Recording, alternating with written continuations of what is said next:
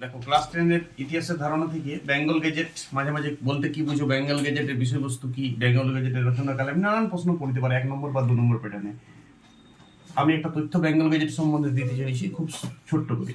এটা একটি সাপ্তাহিক পত্রিকা, প্রতি সপ্তাহে একবার রচনা হইতো। বেঙ্গল গেজেট, যেটা হিকির গেজেটের নামেও পরিচিত, এটাকেই বলা হয়তো হিকির গেজেট তখনকার যুগে। এটা প্রথম ভারতে প্রকাশিত প্রথম ইংরেজি পত্রিকা।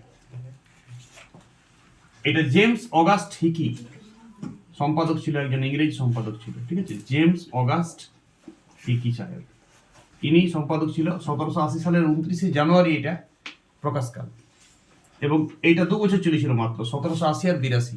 পরবর্তীকালে 82 সালে এই পত্রিকাটা ব্যান হয়ে গিয়েছিল। বেঙ্গল গেজেট, একটা বেঙ্গল গেজেটি বলে পত্রিকা আছে, গেজেটি, সেটা গঙ্গা কিশোর ভট্টাচার্যের লেখা, সেটা প্রকাশ এইটার সঙ্গে কোনো সঙ্গ নাই, কিছু কনফিউজ করবে না। ওটা বেঙ্গল গেজেটি, ওটা গঙ্গা কিশোর ভট্টাচার্য মহাশয় সম্পাদনা করেছিলেন। সেটা এটার সঙ্গে নামটা অনেকটা মিল আছে, তখন ছাত্রছাত্রী কনফিউজ করে।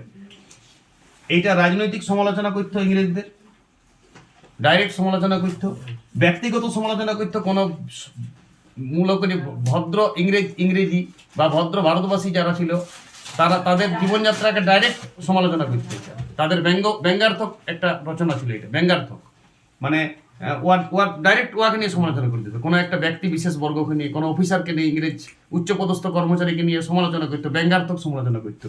এবং উপনিবেশ ইস্ট ইন্ডিয়া কোম্পানির যে শাসন, তারও বিরোধিতা করেছিল। সেই জন্যই পরবর্তীকালে 1882 সালে এই পত্রিকাটিকে ওয়ারেন হেস্টিং তখন ব্যান করেছিল এটা, ঠিক আছে?